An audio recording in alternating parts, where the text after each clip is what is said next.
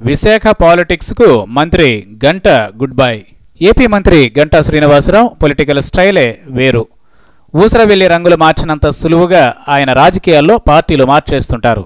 ఆయన గత 4 ఎన్నికలుగా 4 నియోజకవర్గాలు మారారు, 3 పార్టీలు మారారు.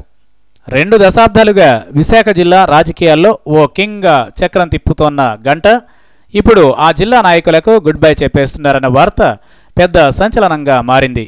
1999లో టీడీపీ నుంచి అనకాపల్లి ఎంపీగా గెలిచిన గంట ఆ తర్వాత 2004లో చోడవరం నుంచి ఎమ్మెల్యేగా గెలిచారు. 2009 ఎన్నికలకు ముందు ప్రజారాజ్యం పార్టీలోకి జంప్ చేసిన గంట అనకాపల్లి నుంచి ఎమ్మెల్యేగా గెలిచారు. ఆ తర్వాత ప్రజారాజ్యం పార్టీ కాంగ్రెస్లో విలీనం కావడంతో ఆ పార్టీ నుంచి ఆయన మంత్రిగా పనిచేశారు.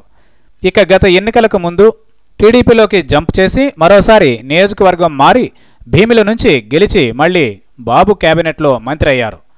ఇక పలుసార్లు పార్టీలు మారడం, నియోజకవర్గాలు మారడంతో విశాఖ జిల్లా ప్రజల్లో గంటాపై తీవ్ర వ్యతిరేకత వ్యక్తమవుతోంది.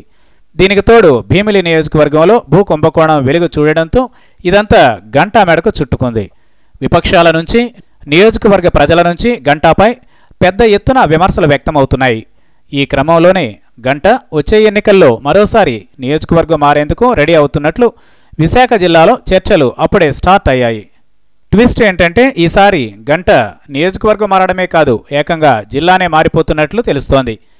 నియోజకవర్గాల పునర్విభజన జరిగితే విశాఖ జిల్లాలోనే మరో సేఫ్ నియోజకవర్గం చూసుకునే గంట పునర్విభజన జరగని పక్షంలో ఆయన విజయనగరం జిల్లా నెల్లిమర్ల నుంచి పోటీ చేసేందుకు ఏర్పాట్లు చేసుకుంటున్నారట.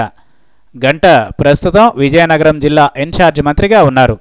ఇన్ఛార్జి మంత్రి హోదాలో ఆయన ఏకంగా కేంద్ర మంత్రి అశోక్ గజపతిరాజు నిర్ణయాలకు యాంటీగా వెళుతూ అక్కడ చాప కింద నీరులా దూసుకుపోతున్నారు.